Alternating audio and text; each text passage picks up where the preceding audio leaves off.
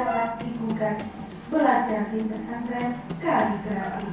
Jawab salam, kurang semangat, saya ulangi sekali lagi. Assalamualaikum warahmatullahi wabarakatuh. Waalaikumsalam warahmatullahi wabarakatuh. Alhamdulillahirabbil alamin. Wassalatu wassalamu ala asyrofil anbiya'i wal mursalin wa ala alihi rasulillahi ajmain. Amma ba'du.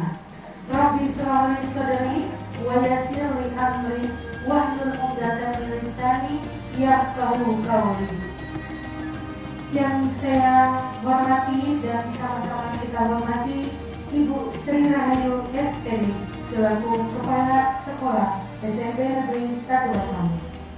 Yang saya hormati Bapak Ibu Majelis Guru serta staf TU SMP Negeri 1 Batam dan Bapak pengisi acara. Puji syukur dan alhamdulillah marilah sama-sama kita ucapkan kehadiran Allah Subhanahu wa taala karena atas rahmat, taufik, hidayah dan hidayahnya pada kita semua yang mana pada sampai saat ini kita masih diberikan iman, Islam dan kesehatan sehingga pada hari ini kita dapat berkumpul bersama dalam acara sosialisasi penerapan budaya positif pada siswa SMP Negeri 1 Batam. Dan tak lupa pula selawat beriring salam marilah senantiasa kita haturkan kepada junjungan Allah Nabi besar Muhammad sallallahu alaihi wasallam. Allahumma sholli ala sayyidina Muhammad wa ala ali sayyidina Muhammad. Baiklah Bapak hadirin yang berbahagia, langsung saja saya bacakan susunan acara pada siang hari ini. Yang pertama, pembukaan. 2. Menyanyikan lagu Indonesia Raya. 3. Doa. 4. Sambutan dari kepala sekolah. 5. Penyajian materi. Bapak Ibu yang saya hormati, langsung saja kita masuki acara yang kedua, yaitu menyanyikan lagu Indonesia Raya. Hadirin dimohon berdiri.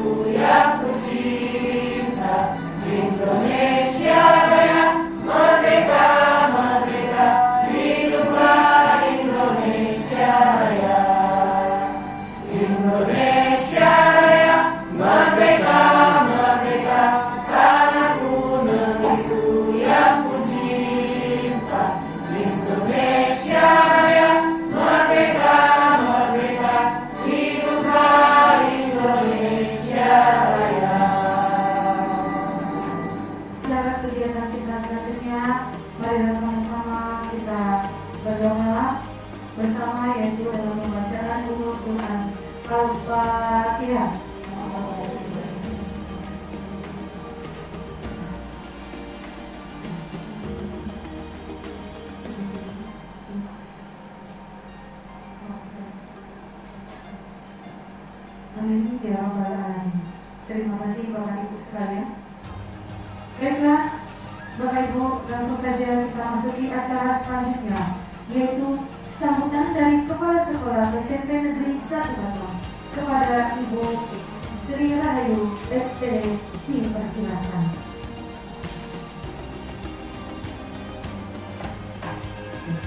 Bismillahirrahmanirrahim. Bismillahirrahmanirrahim.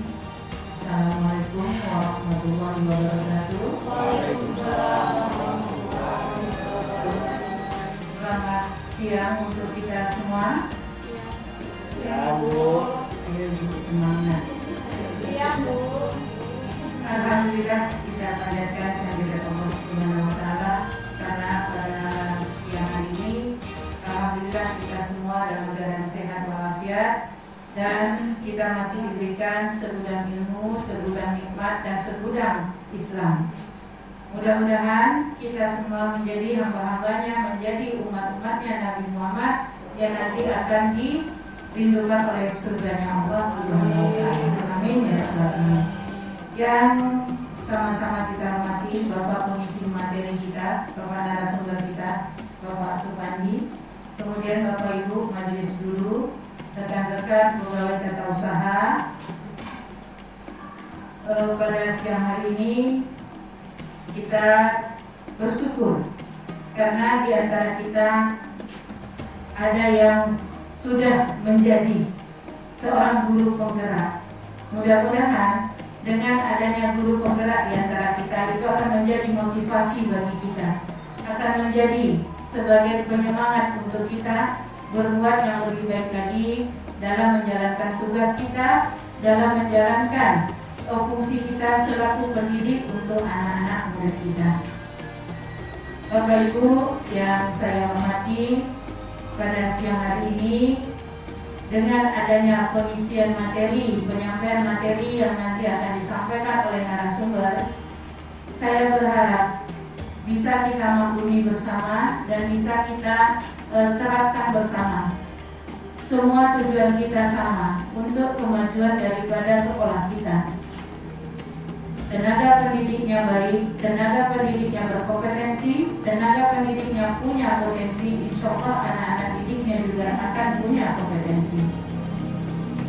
Kompetensi itu akan bisa kita tampilkan jika kita mau melaksanakan, jika kita mau mengadakan sebuah kegiatan. Yang namanya kompetensi, setiap guru pasti punya kompetensi. Tinggal mau atau tidak Bapak Ibu menerapkannya. Tidak satu jalan ke Roma. Banyak cara untuk kita bisa menampilkan kompetensi kita. Salah satunya ya dengan kita mengikuti guru penggerak. Di situ kita akan mendapatkan berbagai ilmu yang bisa kita manfaatkan untuk kemajuan daripada anak-anak didik kita. Mudah-mudahan dengan adanya salah satu dari kita yang menjadi guru penggerak, kita semua akan terimbas dengan semangatnya, akan terimbas dengan ilmunya, dan akan terimbas dengan motivatornya. Mudah-mudahan ini akan membawa nilai kebaikan untuk kita semua. Amin ya rabbal alamin. Dan sekali lagi kita ucapkan terima kasih untuk kawan kita, untuk Bapak Pandi yang sudah mau berbagi ilmu dengan kita. Dan mudah-mudahan apa yang Pak Pandi hari ini berikan untuk kami itu menjadi ladang pahala untuk Pak Pandi, dan insya Allah bisa kita laksanakan nantinya. Amin ya rabbal alamin. Mohon maaf jika ada kesalahan dalam penyampaian. Saya selaku kepala sekolah berharap Bapak Ibu semua bisa mencontoh, bisa mengambil yang baik-baik dari yang kita dapatkan hari ini. Wassalam, akhir kata, wabillahi taufiq wal hidayah. Wassalamualaikum warahmatullahi wabarakatuh. Selamat siang untuk kita semua. Jangan-jangan mencari bidara, daun bidara di rumah tata. Kita sambut dengan gembira penyampaian materi dari narasumber kita. Kami persilakan untuk selanjutnya Bapak Sekaligus untuk menyampaikan materinya. Dipersilakan kepada Bapak. Terima kasih Ibu MC kita, Ibu Nami. Assalamualaikum warahmatullahi wabarakatuh. Waalaikumsalam. Yang terhormat Ibu Kepala Sekolah Ibu Sri Rahayu SPD, Yang kami hormati Ibu Wakil Kepala Sekolah Rusin Kurikulum, Ibu Mersian SPB. Yang saya hormati Bapak Ibu Majelis Guru, staf guru yang bersekolah hadir pada pertemuan kita pada siang hari ini. Alhamdulillah, puji syukur dari Allah Subhanahu wa Ta'ala karena berkat rahmat dan karunia juga kita pada hari ini masih diberi kesehatan dan kesempatan untuk bersama-sama berkumpul dalam rangka mengikuti kegiatan sosialisasi penerapan budaya positif pada siswa SMP Negeri 1 Batam. Bagian dari senjata modul 174 kegiatan salon biru penggerak pada 4 Kota Batam. Setelah salam tidak lupa pula kita hadirkan junjungan awam Nabi besar Muhammad SAW. Mudah-mudahan dengan berselawat atas beliau kita akan mendapatkan syafaatnya yang ada. Amin. Yang saya hormati Ibu Kepala Sekolah. Kalau tadi Ibu Kepala Sekolah sampaikan bahwasannya saya narasumber. Saya berdiri di sini Ibu masih belajar. Ya, saya masih mengikuti kegiatan kalau guru penggerak, calon guru penggerak Bapak Ibu belum guru penggeraknya. Ya, setelah nanti dinyatakan lulus baru disandang gelar guru penggerak. Ya. Jadi saya pada kesempatan hari ini mohon izin dan terima kasih kepada Ibu Kepala Sekolah, para rekan-rekan semua atas dukungannya, atas support dan motivasinya, sehingga kegiatan saya ini dapat terlaksana dan mudah-mudahan memberi manfaat untuk kita semua dan terutama untuk peserta didik kita. Baik Bapak Ibu, mungkin pada kesempatan hari ini sebagai awal kegiatan kita, saya ingin bertanya dulu. Ini kan sekarang lagi gaul dengan kegiatan guru penggerak ya Bapak Ibu. Salah satunya saya mewakili sekolah kita bisa masuk ke dalam kegiatan yang menjadi proyek dari Kementerian Pendidikan Nasional. Mungkin ada Bapak Ibu yang mengenal atau sudah mendengar istilah guru penggerak. Sudah? Ya? Ya mungkin di sini saya langsung saja. Bahwasannya guru penggerak adalah pemimpin pembelajaran yang mendorong tumbuh kembang murid secara holistik, aktif dan proaktif dalam mengembangkan pendidik lainnya untuk mengembangkan pembelajaran yang berpusat kepada murid, serta menjadi teladan dan agen transformasi ekosistem pendidikan untuk mewujudkan profil pelajar Pancasila. Jadi guru penggerak ini tujuan akhir nanti ya dari kegiatan diklat atau pendidikan dan pelatihan guru penggerak ini bagaimana guru-guru nanti menyandang guru penggerak dan tujuannya adalah melahirkan peserta didik kita atau murid-murid kita yang memiliki profil pelajar Pancasila.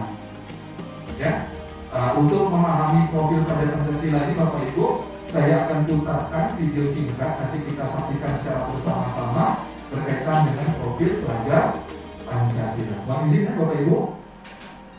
Pancasila, Kemendikbud membentuk SDM unggul yang memiliki kompetensi global dan berperilaku sesuai nilai-nilai Pancasila. Kemendikbud berupaya membentuk profil pelajar Pancasila. Apa itu profil pelajar Pancasila? Disimak ya. Ada 6 karakter yang harus kita aplikasikan dalam kehidupan sehari-hari sebagai pelajar sepanjang hayat. 1. Beriman, bertakwa kepada Tuhan Yang Maha Esa dan berakhlak mulia. 2. Mandiri. 3. Bernalar kritis. 4. Berkebinekaan global. 5. Gotong royong. 6. Dan terakhir adalah kreatif. Nah, keenam elemen ini harus banget kamu aplikasikan dalam hidup kamu agar menjadi satu kesatuan yang saling mendukung dan berkesinambungan satu sama lain. Kakak ibu, kamu mau jadi profil pelajar Pancasila ya? Iya dong ya. Berarti kamu tahu dong aspek untuk menjadi profil pelajar Pancasila? Aspek atau nilai untuk menjadi pelajar sepanjang hayat ada 6. Pada nilai beriman, bertakwa kepada Tuhan Yang Maha Esa dan berakhlak mulia, pelajar Indonesia harus memahami beberapa nilai akhlak, yaitu akhlak beragama, akhlak pribadi, akhlak kepada sesama manusia, akhlak kepada alam, dan akhlak bernegara. Beberapa akhlak ini sudah pasti sering kita praktekkan dalam kehidupan sehari-hari ya, seperti seperti taat beribadah, menghormati orang yang lebih tua, menghargai perbedaan, taat pada kewajiban sebagai warga negara Indonesia, dan masih banyak lagi. Berkebinekaan global. Di era globalisasi, profil pelajar Pancasila juga harus bisa beradaptasi dengan budaya lain tanpa melupakan budaya bangsa dan identitasnya. Dalam hal ini, termasuk mengenal dan menghargai berbagai budaya, mampu berkomunikasi dan mengenal keunikan masing-masing budaya, dan mampu memanfaatkan pengalaman berkebinekaan agar menghargai dan menghormati budaya lain. Gotong royong. Elemen yang satu ini pasti sudah sangat melekat pada kehidupan sehari-hari ya, bukan hanya sekedar bekerja bersama dengan orang lain. Gotong royong yang baik adalah selalu bersikap positif untuk berkolaborasi dan bekerja sama, peduli dan menghargai pendapat orang lain, peka terhadap lingkungan sekitar, serta mau berbagi segala hal yang bisa mencapai keberhasilan bersama. Gambaran sebagai profil pelajar Pancasila yang selanjutnya adalah mandiri. Walaupun terdengar mudah yang sudah merasa menjadi bagian dalam diri, ternyata mandiri yang baik, salah satunya yaitu sadar atas kemampuan dirinya, bisa mengendalikan emosi, dan tahu apa yang diperlukan untuk pengembangan dirinya. Tak hanya itu, pelajar Indonesia yang mandiri juga mampu mengatur pikiran dan perasaannya untuk mencapai sebuah tujuan. Bernalar kritis. Profil pelajar Pancasila juga harus bisa mengolah informasi yang diterima secara objektif, kemudian menganalisa, mengevaluasi, baru menerapkan informasi tersebut. Contoh yang sangat mudah, kita harus memiliki keingintahuan yang tinggi. Saat menerima informasi, kita harus menganalisis secara kritis sebagai dasar mengambil keputusan. Elemen yang terakhir, kreatif. Mampu memodifikasi atau menghasilkan sesuatu yang orisinil serta bermanfaat merupakan cerminan pelajar Pancasila yang kreatif. Hal sederhana yang bisa kita praktekkan yaitu dengan tidak malu untuk mengutarakan ide-ide baru. Bukan cuma itu, menghasilkan sebuah karya yang bermanfaat untuk sekitar juga harus kita lakukan. Dari keenam aspek itu, Abi udah lakukan semua kan ya? Iya nih, siapa dulu dong yang ngejari? Ya, sama ya, keenam aspek itu harus kamu praktekkan dan aplikasikan dalam kehidupan sehari-hari agar karakter profil pelajar Pancasila ini akan selalu melekat dalam kepribadian generasi muda Indonesia. Baik, Ayah. Jadilah pelajar Indonesia yang menjunjung tinggi nilai-nilai Pancasila. Baik, sudah kita saksikan bersama-sama ya Bapak Ibu berkaitan dengan pemaparan tentang profil pelajar Pancasila. Selanjutnya Bapak Ibu,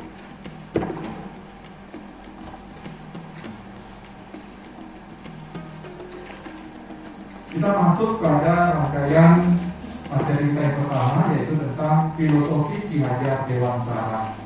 Kita tahu ya Bapak Ibu, Ki Hajar Dewantara ini merupakan bapak pendidikan negara kita, di mana ilmu-ilmu atau pemikiran-pemikiran beliau ini menjadi dasar bagaimana sistem pendidikan nasional di Indonesia ini diterapkan dan dikembangkan sampai saat ini. Ki Hajar Dewantara membedakan kata pendidikan dan pengajaran dalam memahami arti dan tujuan pendidikan. Jadi pengajaran adalah bagian dari pendidikan. Pengajaran merupakan proses pendidikan dalam memberi ilmu atau berfaedah untuk pencakapan hidup anak secara lahir dan batin. Ini dalam terapan pendidikan atau pembelajaran kita biasanya Ibu ada WhatsApp tuh. keterampilan dan keahlian, Bapak Ibu. Sedangkan pendidikan memberi tuntunan terhadap segala kekuatan kodrat yang dimiliki anak agar ia mampu mencapai keselamatan dan kebahagiaan yang setinggi-tingginya, baik sebagai seorang manusia maupun sebagai anggota masyarakat. Nah, ini dalam sistem pendidikan kita saat ini ada kaitannya dengan pembentukan sikap mental atau kepribadian gitu, Ibu.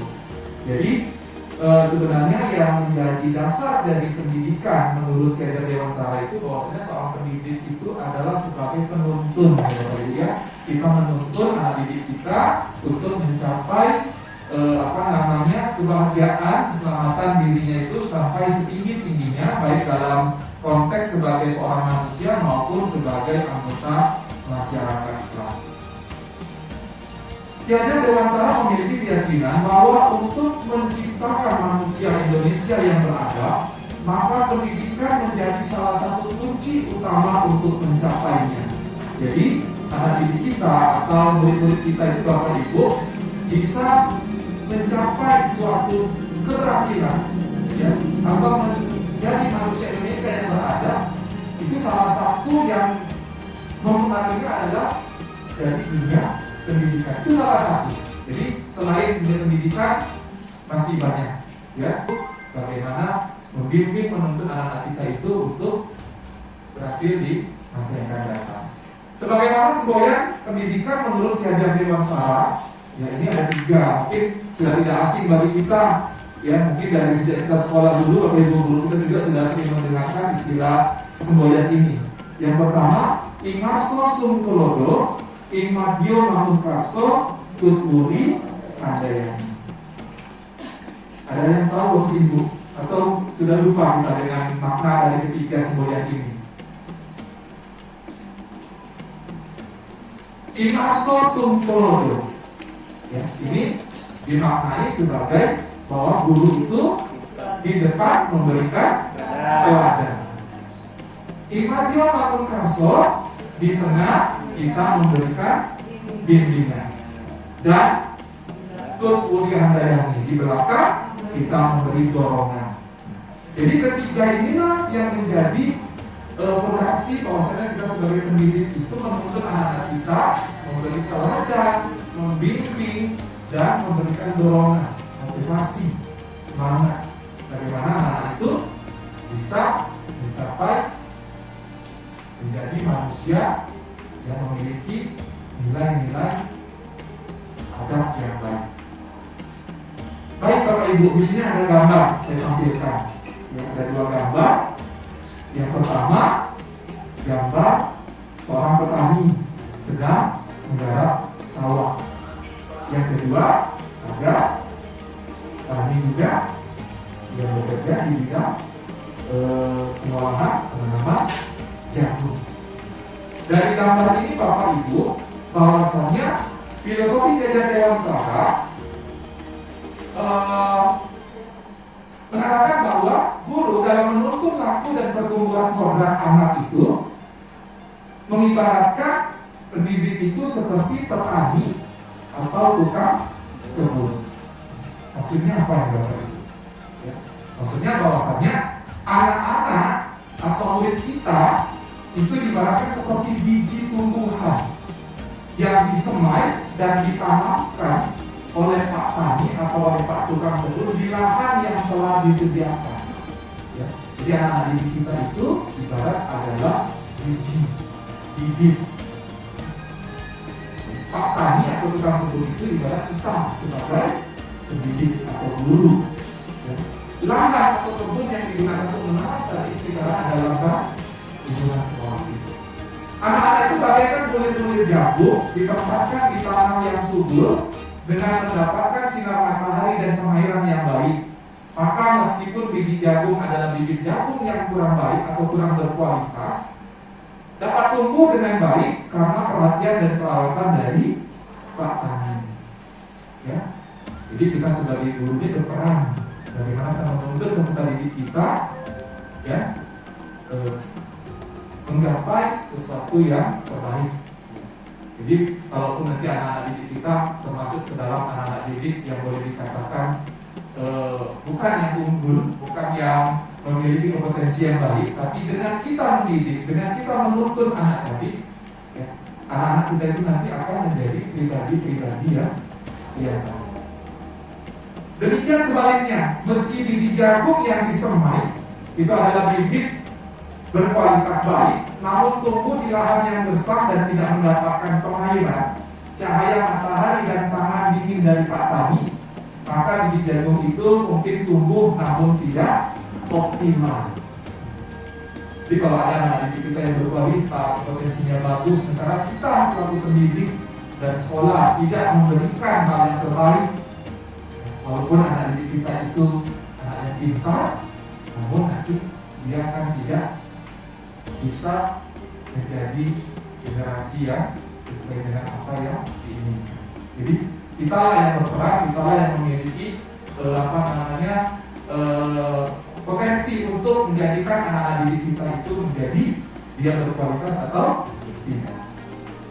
Oleh karena itu Bapak Ibu, pendidik itu hanya dapat menuntun tumbuh kembang atau hidupnya kekuatan kodrat yang ada pada anak-anak agar memperbaiki lakunya bukan dasarnya hidup dan tumbuhnya kekuatan kodrat anak. Dalam proses menuntun, anak diberi kebebasan. Namun pendidik sebagai pamong dalam memberi tuntunan dan arahan agar anak tidak kehilangan arah dan membahayakan dirinya. Seorang pamong dapat memberikan tuntunan agar anak dapat menemukan kemerdekaannya dalam belajar. Ya. Jadi sekali lagi Bapak Ibu, sesuai dengan filosofi Kegel Dewantara ini, kita guru dalam pendidikan ini hanya sebagai menuntun, mendampingi, membimbing peserta didik kita. Kita tidak bisa merubah program anak itu, tapi kita bagaimana menjadikan anak-anak itu muncul hal-hal yang positif dari dalam dirinya. Konsep pendidikan sesuai filosofi Kegel Dewantara adalah pendidikan yang memerdekakan. Jadi kita sekarang juga sering mendengar istilahnya konsep merdeka belajar. Kemerdekaan di sini bukan berarti kebebasan untuk melakukan apapun, bebas mau belajar atau tidak, bebas mau mengerjakan tugas atau tidak seperti itu Bapak Ibu. Ya. Merdeka belajar itu artinya bahwasannya unit pendidikan yang di dalamnya itu adalah sekolah, guru-guru, dan murid atau peserta didik punya kebebasan, tapi kebebasan untuk apa? Untuk berinovasi, kebebasan untuk belajar dengan mandiri dan kreatif. Itulah yang dimaksudkan dengan kemerdekaan belajar tadi yang dikembangkan oleh Kegel Dewantara. Jadi mungkin selama ini kita merdeka belajar, merdeka sebebas-bebasnya, mau belajar atau tidak, mau belajar tidak seperti itu. Artinya sekolah, peserta didik, guru itu dalam proses pembelajaran kita diberi kebebasan, tapi kebebasan bagaimana melakukan sesuatu yang kreatif, ya, mandiri, dan juga berinovasi. Nah, di samping itu juga Bapak Ibu ada budi pekerti atau watak atau karakter yang merupakan perpaduan antara cipta, rasa, dan karsa, gerak pikiran, perasaan, dan kehendak.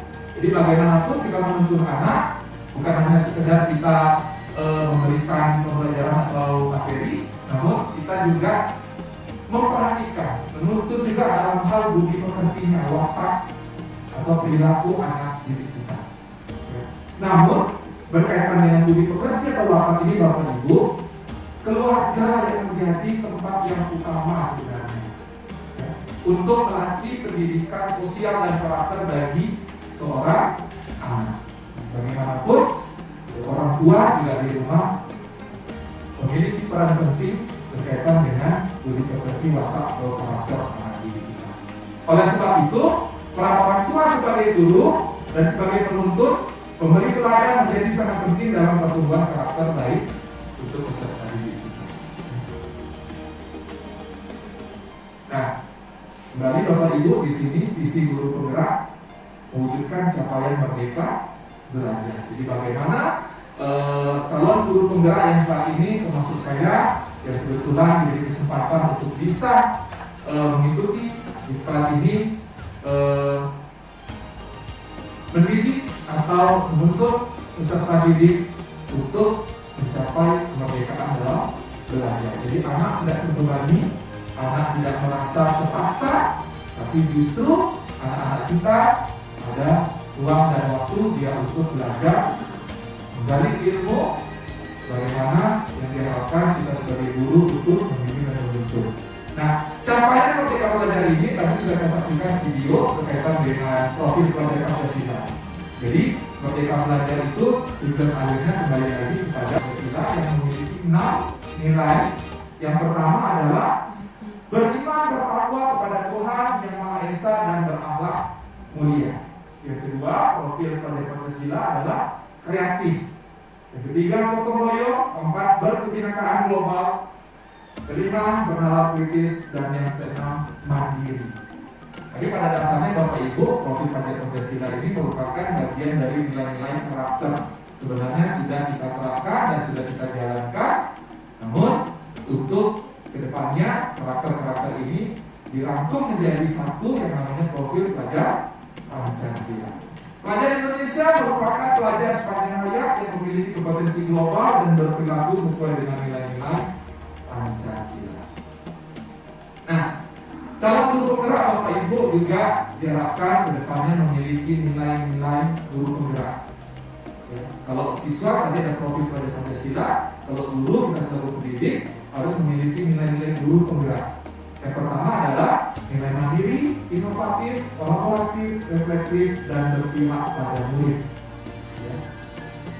Yang kedua, selain nilai, juga ada peran guru penggerak dalam proses pembelajaran, yaitu menjadi pemimpin pembelajaran, mewujudkan kepemimpinan murid, mendorong kolaborasi antar guru. Baik Bapak Ibu, sebelum saya lanjutkan berkaitan dengan materi perubahan paradigma, berkaitan dengan filosofi Ki Hajar Dewantara, mungkin ada hal yang mau ditanyakan sebelum kita lanjutkan. Saya beri kesempatan. Silakan, Ibu Tina.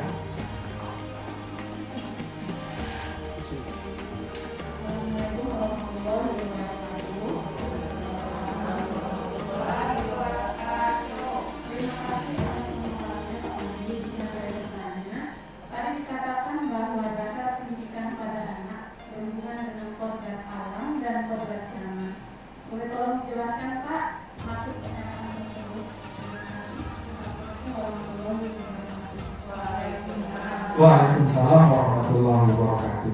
Terima kasih kepada Ibu Suartina atas pertanyaannya. Penjelasan dari menuntun siswa sebagai seorang guru sesuai dengan kodrat alam dan kodrat zaman.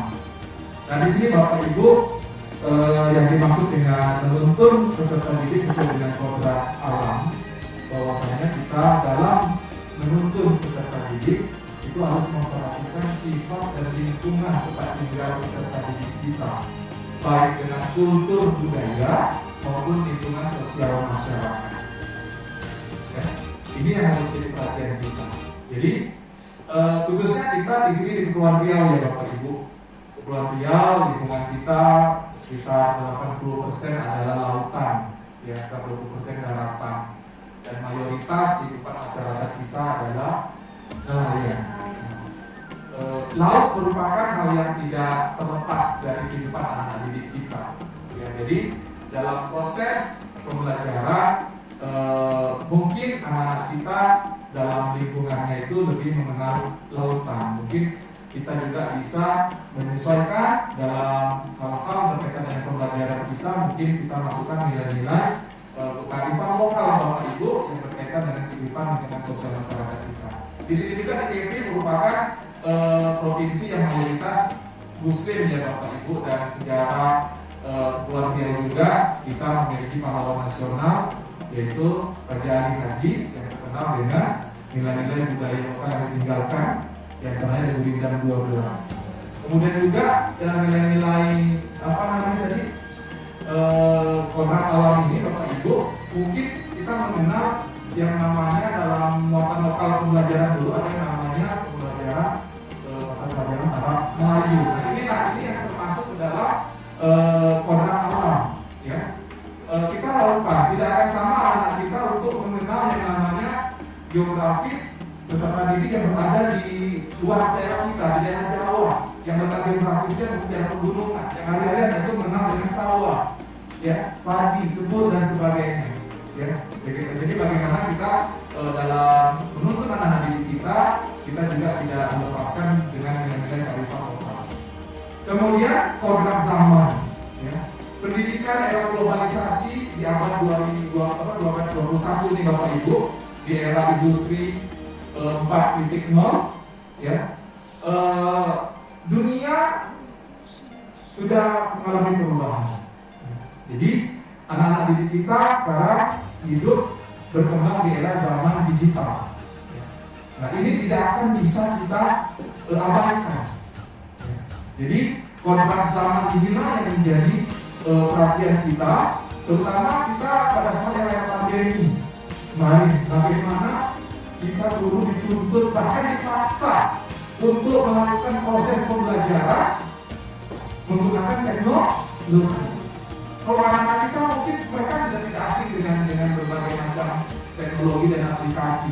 Mungkin bagi kita Bapak Ibu guru yang mungkin hanya sekedar dasar-dasar yang kita gunakan, yang mau tidak mau kita mengikuti perkembangan zaman tadi itu.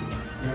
Jadi kita juga harus mengkolaborasikan kegiatan pembelajaran kita dengan memanfaatkan berbagai macam literasi, ya, terutama literasi berbasis digital. Itu yang dimaksud tadi pendidikan yang tidak akan melepaskan kodrat alam dan kodrat zaman. Saya tidak? Ya, sama-sama. Baik Bapak Ibu, kita lanjutkan dengan perubahan paradigma. Untuk membangun budaya positif, sekolah perlu menyediakan lingkungan yang positif, aman dan nyaman agar murid-murid mampu berpikir, bertindak dan mencipta dengan merdeka, mandiri dan bertanggung jawab. Lazimnya disiplin itu dikaitkan dengan kontrol. Dalam hal ini kontrol guru dalam menghadapi murid. Ya. Nah, menurut Stephen R. Covey mengatakan bahwa bila kita ingin membuat kemajuan perlahan sedikit-sedikit, ubahlah sikap atau perilaku kita. Namun bila kita ingin memperbaiki cara-cara utama kita, maka kita perlu mengubah kerangka acuan kita. Ubahlah bagaimana Anda melihat dunia, bagaimana Anda berpikir tentang manusia, ubahlah paradigma Anda, skema pemahaman dan penjelasan aspek-aspek tertentu tentang realitas kehidupan. Mungkin Bapak Ibu secara pribadi saya mungkin selama ini dalam mengontrol ya atau mendampingi peserta didik, banyak hal-hal yang saya lakukan itu sebenarnya kurang tepat. Tapi dengan mengikuti kegiatan guru penggerak ini, ada sedikit yang menyentuh diri pribadi saya. Menyentuh diri pribadi maksudnya dalam hal bagaimana memperlakukan peserta didik itu sesuai dengan tumbuh kembang anak. Nah di sini Bapak Ibu mungkin selama ini kita sebagai guru mungkin memandang anak didik kita itu semua sama. Ya, kita kadang memaksa anak didik kita itu ingin menjadi seperti yang kita inginkan. Ya, ya. Bahkan kita berpikir anak-anak didik kita itu yang mengendalikan, yang mengontrol adalah kita. Dia tidak boleh, dia ikut dengan kita. Apa yang kita itu siapkan, apa yang kita terapkan harus. Namun Bapak Ibu, hal itu merupakan sesuatu yang harus kita ubah. Paradigma seperti itu harus kita ubah. Kita harus merubah bahwa realitas kebutuhan hidup kita ini, kita peserta didik semua manusia itu pasti memiliki realita yang berbeda. Setiap orang memiliki gambaran yang berbeda. Kita berusaha memahami pandangan orang lain tentang dunia. Ya. Semua perilaku memiliki tujuan. Jadi anak didik kita itu memiliki perilaku yang berbeda-beda Bapak Ibu. Mereka pasti memiliki tujuan dan punya dasar mengapa mereka melakukan hal-hal seperti itu. Ya. Kita dulu menganggap bahwa orang lain bisa mengontrol kita. Namun pada dasarnya hanya diri kita lah yang bisa mengontrol diri kita sendiri, bukan orang lain. Ya. Saya bisa mengontrol orang lain. Ya, namun sesungguhnya adalah kita tidak bisa mengontrol orang lain. Dan yang paling penting Bapak Ibu, pemaksaan pada saat wujudkan tanggal. Maksudnya begini, pada saat anak melakukan sesuatu yang tidak sesuai dengan apa yang kita harapkan, kadang kita memaksa anak itu untuk merubah atau berubah sesuai dengan apa yang kita inginkan. Namun sesungguhnya teori kontrol yang harus diterapkan adalah kita berkolaborasi, melakukan konsensus, menciptakan pilihan baru dengan anak peserta didik kita untuk menemukan solusi. Ya, apa yang kita inginkan, apa yang kita harapkan. Dan sebelumnya Bapak Ibu mungkin kita, terutama pribadi saya, ya, kadang saya dalam dampingi peserta didik itu merasa ada anak yang kita dampingi yang diuntungkan, ada anak yang merasa dirugikan. Namun seharusnya yang kita lakukan adalah bagaimana anak-anak itu kita berlakukan semuanya, tidak ada yang menang, tidak ada yang kalah. Semuanya mendapatkan hak yang sama untuk perlakuan yang yang sama. Jadi model berpikir menang-menang, win-win solution. Yang bagaimana anak yang melakukan hal yang tidak baik yang merugikan temannya tidak mendapat pandangan yang tidak baik, terpojokkan. Begitu juga dengan anak yang menjadi korban juga. Jadi mereka harus sama-sama kita menangkan dalam artian anak-anak itu mendapatkan tuntunan bimbingan sehingga mereka kedepannya betul bisa berperilaku yang lebih baik lagi. Oke. Konsep disiplin positif. Ketika mendengar kata disiplin, apa yang terbayang di benak kita Bapak Ibu? Apa yang terlintas di pikiran kita? Kebanyakan orang akan menghubungkan kata disiplin dengan kata tertib, teratur, dan kepatuhan pada peraturan. Kata disiplin juga sering dihubungkan dengan hukuman. Padahal itu sungguh berbeda, karena belajar tentang disiplin positif tidak harus dengan memberikan hukuman. Justru itu adalah salah satu alternatif terakhir dan kalau perlu tidak digunakan sama sekali. Jadi artinya bukan tidak boleh ada hukuman Bapak Ibu, tapi hukuman itu merupakan alternatif atau pilihan terakhir ya dalam kita mendisiplinkan anak-anak didik kita. Apa yang harus kita lakukan? Yaitu mendisiplinkan dengan disiplin positif. Ya. Menurut Ki Hajar Dewantara, untuk menciptakan murid yang merdeka, syarat utamanya adalah harus ada disiplin yang kuat. Disiplin yang dimaksud adalah disiplin diri yang memiliki motivasi internal. Jika kita tidak memiliki motivasi internal, maka kita memerlukan pihak lain untuk mendisiplinkan kita atau memotivasi eksternal. Karena berasal dari luar, bukan dari dalam diri kita. Artinya begini Bapak Ibu, disiplin itu harus muncul dari dalam diri kita sendiri. Itu yang namanya motivasi internal. Kalau ini sudah tumbuh, ya, dia akan mempengaruhi tahapan kehidupan kita yang akan datang. Tapi jika kita tidak mampu mendisiplinkan diri kita sendiri, artinya siapa yang akan mendisiplinkan kita? Yaitu pihak luar. Sebaik-baiknya disiplin adalah disiplin yang muncul dari dalam diri kita sendiri. Itu yang harus menjadi acuan kita. Sebagai pendidik, tujuan kita adalah menciptakan anak-anak yang memiliki disiplin diri sehingga mereka bisa berperilaku dengan mengacu pada nilai-nilai kebajikan universal dan memiliki motivasi intrinsik, bukan ekstrinsik. Motivasi intrinsik itu motivasi yang muncul dari dalam dirinya sendiri. Ya, nah kalau motivasi eksternal itu dari luar, itu bisa dalam bentuk misalnya kebatingan dari guru atau kata tertib peraturan yang bisa.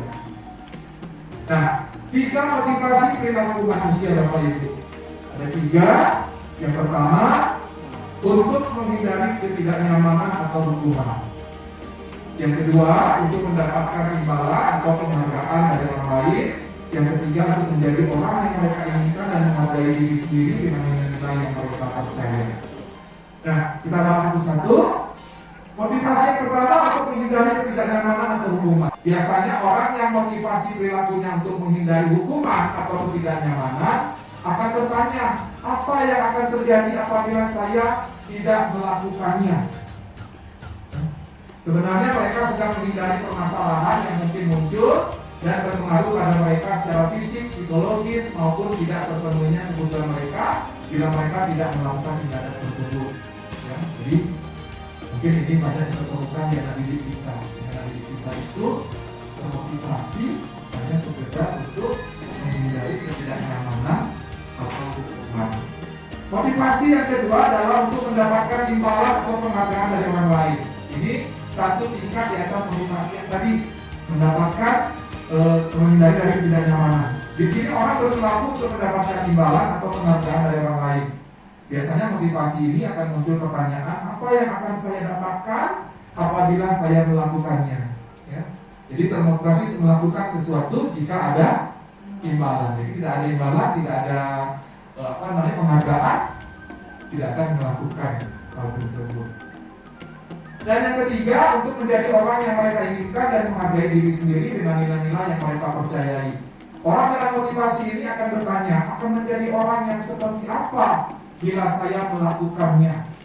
Ya, mereka melakukan sesuatu karena nilai-nilai yang mereka yakini dan mereka hargai, dan mereka melakukannya karena mereka ingin menjadi orang yang melakukan nilai-nilai yang mereka yakini tersebut.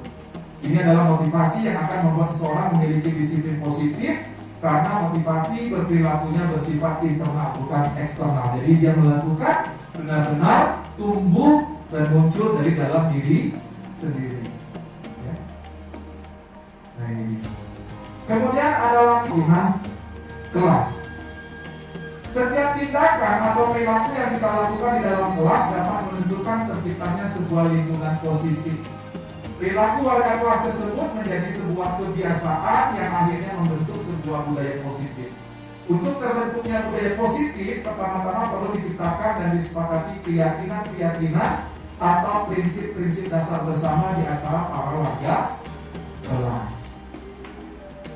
Ini jadi pertanyaan, mengapa keyakinan kelas? Mengapa tidak peraturan kelas saja? Padahal kita sudah menerapkan yang namanya peraturan. Kenapa sekarang ada lagi yang namanya keyakinan? Kalau peraturan itu Bapak Ibu itu sesuatu yang mudah dilanggar.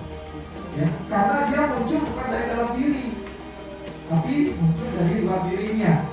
Ya, dan cenderung untuk dilanggar.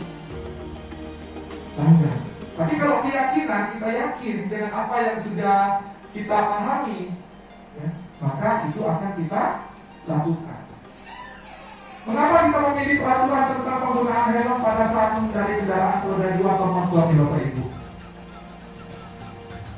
Kemungkinan jawabannya adalah untuk keselamatan. Kemudian pertanyaan lagi, mengapa kita memiliki peraturan tentang penggunaan masker dan mencuci tangan setiap saat, terutama di era pandemi COVID-19 saat ini? Jawabannya biasanya adalah berkaitan dengan kesehatan atau keselamatan.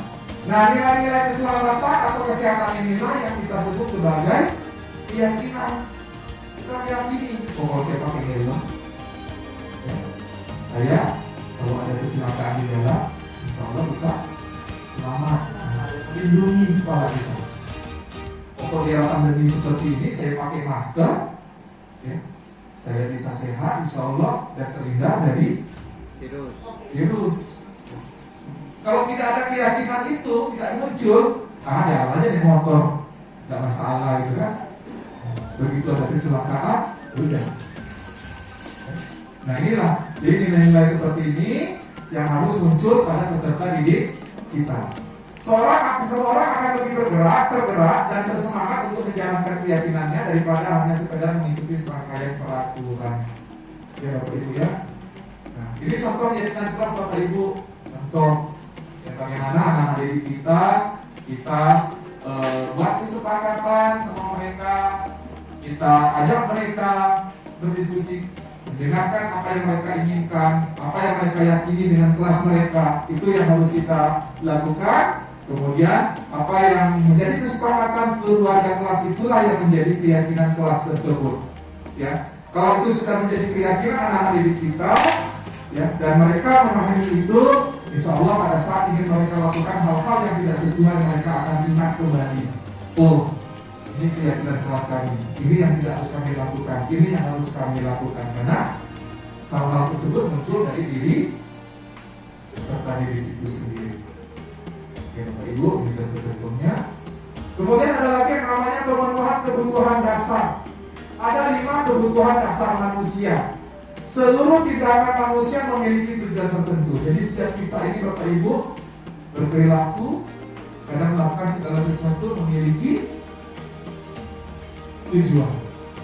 Semua yang terlakukan adalah usaha serta kita untuk mendapatkan apa yang kita inginkan. Ketika kita mendapatkan apa yang kita inginkan, sebetulnya saat itu kita sedang memenuhi satu atau lebih dari satu kebutuhan dasar kita. Ketika seorang murid melakukan suatu perbuatan yang bertentangan dengan nilai-nilai kebajikan atau melanggar peraturan, hal itu sebenarnya dikarenakan mereka gagal memenuhi kebutuhan dasar mereka, anak kita. Ya, jadi mereka melampiaskan, mengalihkan segala sesuatu yang sebenarnya tidak harus dilakukan. Nah, 5 kebutuhan dasar manusia ini Bapak Ibu, di sini ada diagram, ada 5. Yang pertama adalah untuk meraih kesenangan, tujuannya. Kemudian cinta dan kasih sayang, untuk mendapatkan perhatian, gitu ya. Kemudian untuk mendapatkan penguasaan, kebutuhan yang keempat adalah untuk mendapatkan kebebasan. Dan yang kelima, untuk bertahan hidup. Nah, saya akan jelaskan dari diagram ini dalam bentuk konteks contoh ya Bapak Ibu ya. Ini ada studi kasus, kita bahas dulu lah. Dari kasus ini, kebutuhan dasar apa yang diinginkan dari peserta didik tersebut. Nah, sini ada contoh kasus Bapak Ibu. Ibu Ambar, guru wali kelas 2A di SD Pelita Hati, sedang bingung menghadapi ulah salah satu murid di kelasnya yang bernama Doni. Beberapa anak di kelas 2A telah datang padanya dan mengeluhkan Doni yang seringkali meminta bekal makan siang mereka dengan paksa. Jika Anda menghadapi situasi seperti Ibu Ambar, apa yang akan Anda lakukan? Menurut Anda, kira-kira apa alasan Doni melakukan hal itu? Ya, kita lihat Bapak Ibu sama-sama. Atau ada yang Bapak Ibu mau sampaikan? Kira-kira dari kasus ini, kebutuhan dasar apa dari siswa yang bernama Doni ini inginkan? Nah, saya kita kaitkan dengan kebutuhan dasar bertahan hidup. Ya. Dalam kasus Doni di atas, apabila jawaban Doni ketika ditanya oleh Ibu Ambar adalah karena ia lapar dan orang tuanya tidak membawakannya bekal makan siang, maka kebutuhan dasar yang sedang berusaha dipenuhi oleh Doni itu adalah kebutuhan untuk bertahan hidup karena dia kelaparan. Ya. Berarti si Doni ini dia memang lapar, tidak diberikan bekal oleh orang tuanya. Jadi karena lapar tadi, ya untuk memenuhi kebutuhan. Ya. Nah, kemudian kita kaitkan dengan kebutuhan cinta dan kasih sayang, misalnya ketik ya.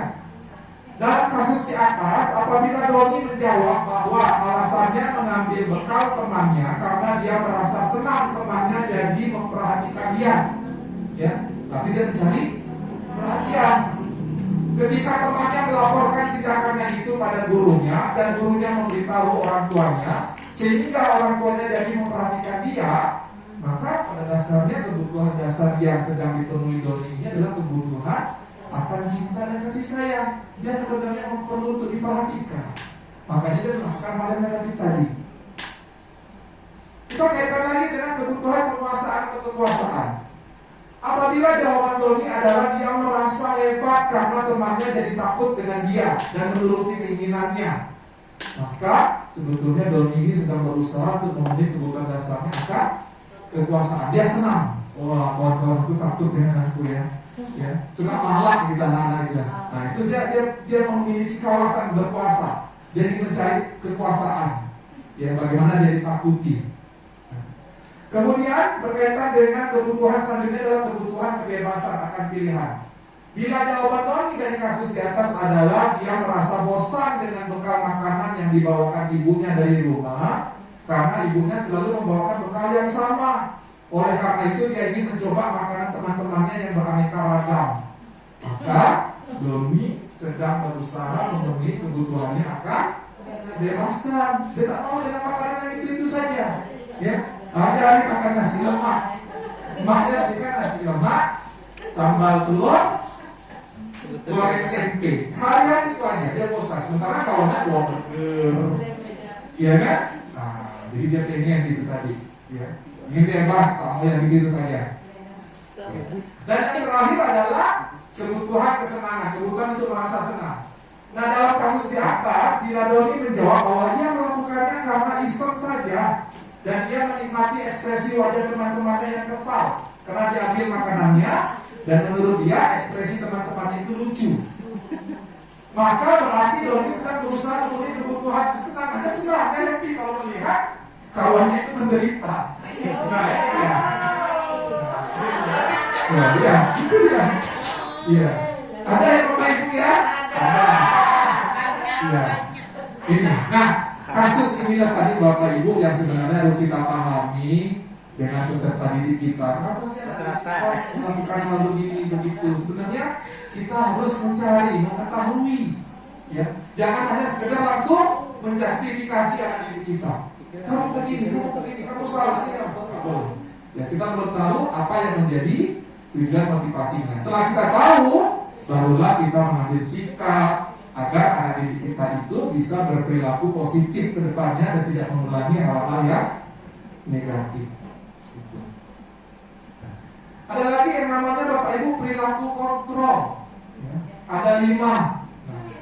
Kita sebagai guru tadi adalah bagaimana menegakkan disiplin itu. Kita sebagai guru mengontrol siswa kita.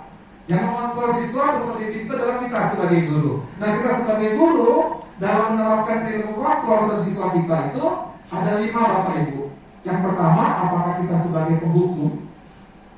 Yang kedua, membuat orang merasa bersalah, atau kita sebagai teman, kemudian sebagai monitor atau pemantau, dan yang terakhir sebagai manajer.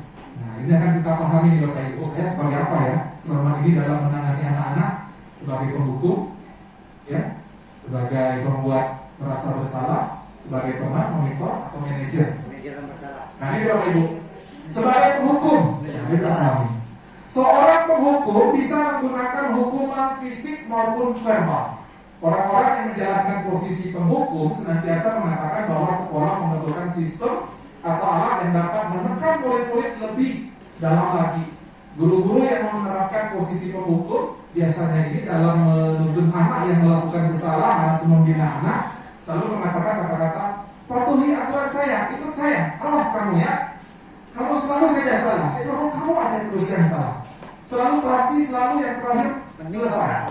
Selalu kamu yang pasti selesai dengan tidak ada orang lain, masih kau aja. Nah, guru seperti ini Bapak Ibu senantiasa percaya hanya ada satu cara pembelajaran bisa berhasil, yaitu dengan cara guru itu sendiri. Tidak ada cara lain. Yang penting kamu ikut saya. Apa yang kamu lakukan salah. Nah itu. Ini sebagai penghukum kita loh. Mungkin saya merasa juga selama ini pernah melakukan ini. Tapi nanti sering Bapak Ibu ya. Kamu ini, si kamu aja. Gitu ya. Ada seperti itu. Kita menghukum anak itu. Tapi kita tidak mengetahui kenapa nah kamu bisa begini. Kok bisa kamu begitu. Nah itu. Ya. Kemudian posisi kontrol guru yang kedua adalah pembuat merasa bersalah. Pada posisi ini biasanya guru akan bersuara lebih lembut Bapak Ibu. Ya. Membuat orang merasa bersalah akan menggunakan keinginan yang membuat orang lain merasa tidak nyaman, bersalah atau rendah diri. Biasanya kalau guru menangani peserta didik yang membuat orang lain merasa bersalah, biasanya dengan kata-kata, ibu sangat kecewa dengan kamu nak, kecewa sekali dengan kamu. Berapa kali bapak harus memberitahu kamu? Gimana coba kalau orang tua kamu tahu kamu berbuat begini? Kasihan kan orang tua kamu. Nah ini, secara tidak langsung kita sudah menginspirasi anak itu ya merasa bersalah. Gara-gara dia, akibat dia kita menjadi repot, orang tua menjadi kecewa. Nah itu membuat orang lain merasa bersalah.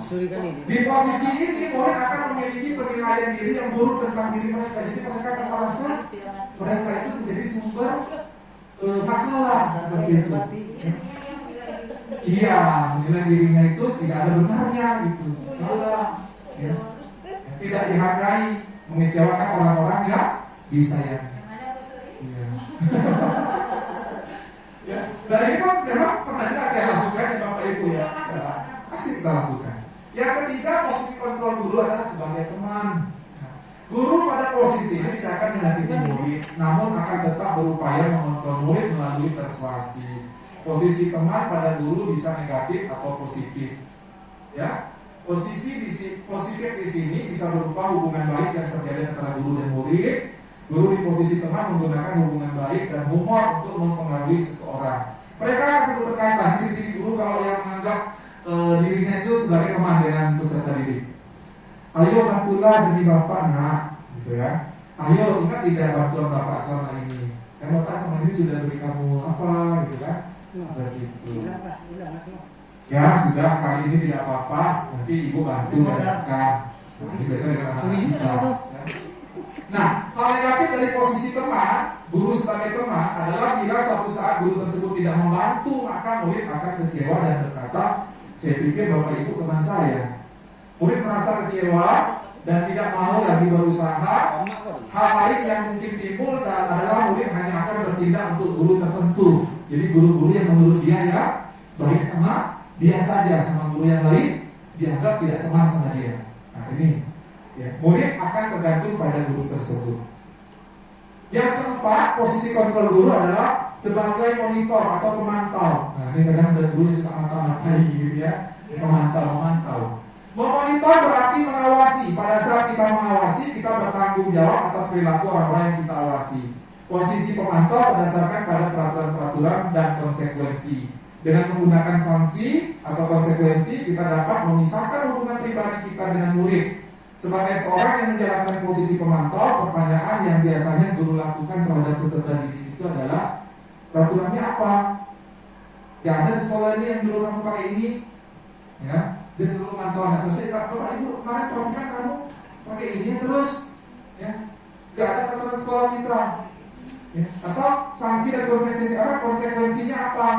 Nah, seorang pemantau sangat mengandalkan penghitungan, catatan data dan dapat digunakan sebagai bukti atas perilaku seseorang. Posisi ini akan menggunakan stiker atau slip catatan daftar cek. Posisi ini juga berawal dari teori stimulus respon yang menunjukkan tanggung jawab guru dalam mengontrol murid. Kalau saya dulu Bapak Ibu sering juga nih memantau anak, perhatikan posisi bolak-balik, jaga jam-jam sekian gitu kan. Kalau dipantau-pantau, oh, rupanya temulah di situ. Ada rokok, ada korek, ada apa. Nah, seperti itu. Nah, jadi guru sebagai pemantau dia memerlukan data, ya. Dan yang terakhir adalah posisi kontrol guru sebagai manajer. Manajer adalah posisi mentor di mana guru berbuat sesuatu bersama dengan murid, mempersilahkan murid mempertanggungjawabkan perilakunya, mendukung murid agar dapat menemukan solusi atas permasalahannya sendiri. Seorang manajer telah memiliki keterampilan di posisi teman maupun pemantau, dan dengan demikian bisa jadi di waktu-waktu tertentu kembali kepada kedua posisi tersebut bila diperlukan. Di posisi manajer, murid diajak untuk menganalisis kebutuhan dirinya maupun kebutuhan orang lain. Di sini penekanan bukan pada kemampuan membuat konsekuensi, namun pada berkolaborasi dengan murid bagaimana memperbaiki kesalahan yang ada, ya. Jadi posisi manajer ini dia menempatkan posisinya bagaimana bersama peserta didik untuk menyelesaikan masalah secara bersama-sama mencari solusi, ya. Biasanya pertanyaan yang dilakukan adalah apa yang kita yakini? Apakah kamu meyakininya? Jika kamu meyakininya, apakah kamu bersedia memperbaikinya? Jika kamu memperbaiki ini, hal ini menunjukkan tentang apa dalam dirimu? Apa rencana kamu untuk memperbaiki hal ini? Jika ada anak kita salah, kita panggil, kita identifikasi, kita kemudian identifikasi masalahnya, motivasi anak itu, ya, seperti itu Bapak Ibu, sehingga anak itu sendiri akan menemukan kesalahannya, apa yang dilakukan, sebaiknya apa yang dia lakukan, sebaiknya apa yang tidak dia lakukan. Setelah dia melakukan kesalahan itu, kedepannya seharusnya dia bagaimana. Nah itu menjadi seorang manajer. Nah, dari kelima posisi ini Bapak Ibu Guru, posisi manajer inilah yang menjadi harapan bagi seorang guru dalam melakukan posisi kontrol terhadap peserta didik. Tidak lagi diharapkan menjadi penghukum, menjadi orang yang merasa bersalah, menjadi teman, ya, menjadi monitor, ya. Jadi manajer inilah yang harus kita gunakan, kita rubah paradigma itu. Kemudian yang terakhir ada segitiga restitusi. Restitusi adalah sebuah cara menanamkan disiplin positif pada murid. Restitusi adalah proses menciptakan kondisi bagi murid untuk memperbaiki kesalahan mereka, sehingga mereka bisa kembali pada kelompok mereka dengan karakter yang kuat. Restitusi juga adalah proses kolaboratif yang mengajarkan murid untuk mencari solusi untuk masalah dan membantu murid berpikir tentang orang seperti apa yang mereka inginkan dan bagaimana mereka harus memperlakukan orang lain. Jadi anak-anak kita ini harus kita dampingi bagaimana yang melakukan kesalahan, dia tidak akan mengulangi kesalahan itu lagi, tidak merugikan orang lain, dan dia bisa kembali ke kelompoknya itu dengan perubahan yang positif. Jangan sampai kita menangani peserta didik kita, setelah ditangani anak itu menjadi minder, menjadi malu, terkucilkan dari kelompoknya atau kelasnya. Nah, itu hal-hal yang harus kita hindari Bapak Ibu. Restitusi membantu murid menjadi lebih memiliki tujuan disiplin positif dan memulihkan dirinya setelah berbuat salah. Penekanannya bukan pada bagaimana berperilaku untuk menyenangkan orang lain atau menghindari ketidaknyamanan, namun tujuannya adalah menjadi orang yang menghargai nilai-nilai kebajikan yang mereka percayai. Ya Bapak Ibu, ini ciri-ciri restitusi. Restitusi itu bukan untuk menembus kesalahan, namun untuk belajar dari kesalahan. Ya, jadi kita mendampingi anak kita, bukan dia untuk menembus kesalahan dia, tapi dia harus belajar dari kesalahan yang dia lakukan. Restitusi memperbaiki hubungan. Jadi kalau dia ada masalah dengan temannya, bukan kita menjustifikasi sehingga anak tadi menjadi hubungan tidak baik dengan temannya, justru kita memaafkan tadi kembali, memperbaiki hubungan anak kita itu. Kemudian restitusi juga ada tawaran bukan paksaan, menuntut untuk melihat ke dalam diri, mencari kebutuhan dasar yang mendasari tindakan. Restitusi diri adalah cara yang paling baik. Restitusi fokus pada karakter bukan tindakan. Restitusi menguatkan. Restitusi fokus pada solusi. Dan ciri yang terakhir, restitusi mengembalikan murid yang berbuat salah pada kelompoknya. Jadi hingga kedepannya anak-anak tidak ada lagi hal-hal yang negatif yang dilakukan. Semua sudah berbudaya positif. Oke. Nah, restitusi ada 3 tahap ya Bapak Ibu. Tahap yang pertama adalah bagaimana kita membuat anak tadi itu bisa mengidentifikasi masalahnya, menstabilkan identitasnya. Ya, kenapa kamu melakukan itu? Apa yang tadi kamu lakukan? Ya. Kemudian kualifikasi tindakan yang salah. Ya. Yang ketiga adalah menanyakan keyakinan. Ya. Nah, ini teori kontrolnya. Kita semua akan melakukan hal terbaik. Perilaku memiliki alasan, semua memiliki motivasi. Ya. Nah, yang paling penting ini Bapak Ibu, segitiga restitusi. Dari segitiga ini Bapak Ibu, bagaimana kita menerapkan budaya positif terhadap anak kita. Yang pertama adalah menstabilkan identitas, kualitas tindakan yang salah, dan menanyakan keyakinan anak. Nah, jika ini kita jalankan, kita terapkan, insya Allah nilai-nilai budaya positif, ya, nilai-nilai positif yang muncul secara internal, secara intrinsik dari dalam diri siswa kita akan berdampak positif juga terhadap kehidupan di lingkungan sekolah kita. Ya. Baik, Bapak Ibu. Sampai di sini mungkin ada pertanyaan yang akan disampaikan. Saya berikan kesempatan 1 orang saja ya. Nah, mengingat waktu yang sudah sampai di ujung pertemuan kita. Silakan kalau ada Bu Yulita, silakan Bu Yulita. Assalamualaikum warahmatullahi wabarakatuh. Terima kasih kesempatan yang diberikan kepada saya. Dari pemaparan Bapak tentang keyakinan kelas tadi, saya tertarik dengan konsep keyakinan kelas dalam membangun budaya positif. Yang ingin saya tanyakan, bagaimana penerapannya kepada siswa akan tidak lanjut ke tercapaiannya kepada siswa. Terima kasih. Assalamualaikum warahmatullahi wabarakatuh. Terima kasih Ibu Yulita atas pertanyaannya berkaitan dengan keyakinan kelas. Bagaimana penerapan keyakinan kelas? Keyakinan kelas ini adalah sesuatu yang berkaitan dengan nilai-nilai karakter anak yang muncul secara intrinsik, yang bisa penerapannya kita laksanakan di setiap kelas yang kita ajar. Ya, jadi Bapak Ibu, wali kelas, guru mata pelajaran boleh membuat keyakinan kelas ini.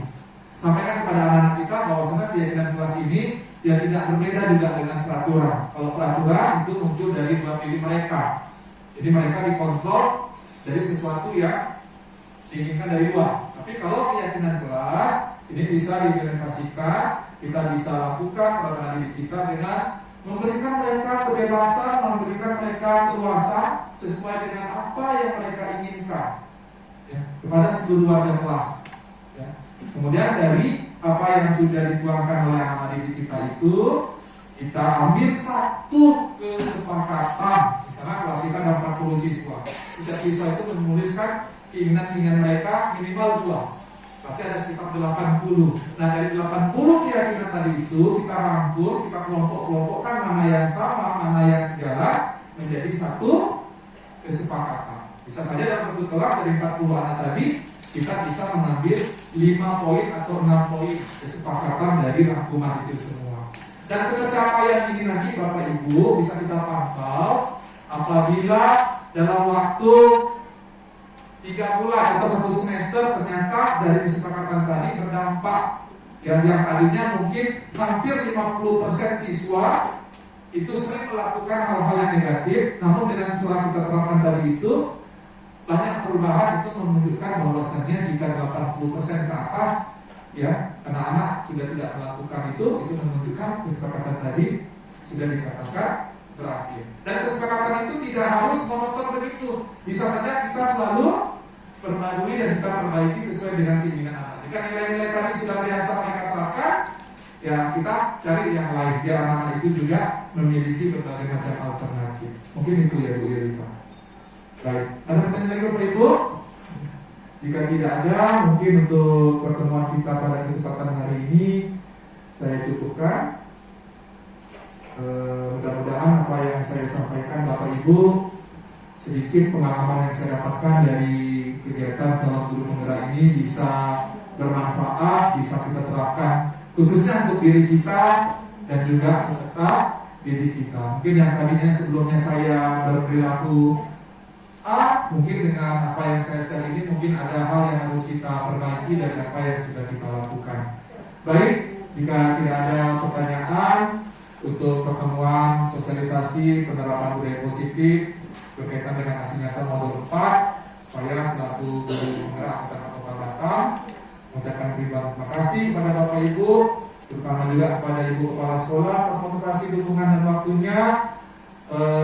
Mudah-mudahan kedepannya apa yang saya berikan ini bisa bermanfaat dan lebih baik. Dan harapan saya Bapak Ibu, jika nanti di wilayah Kota Batam dibuka lagi pendidikan calon guru penggerak angkatan selanjutnya, ya kita bisa bersama-sama mengikuti dan mendapatkan berbagai macam ilmu, pemahaman dan pengetahuan. Ya. Demikian yang dapat saya sampaikan. Saya akhiri dengan Assalamualaikum warahmatullahi wabarakatuh.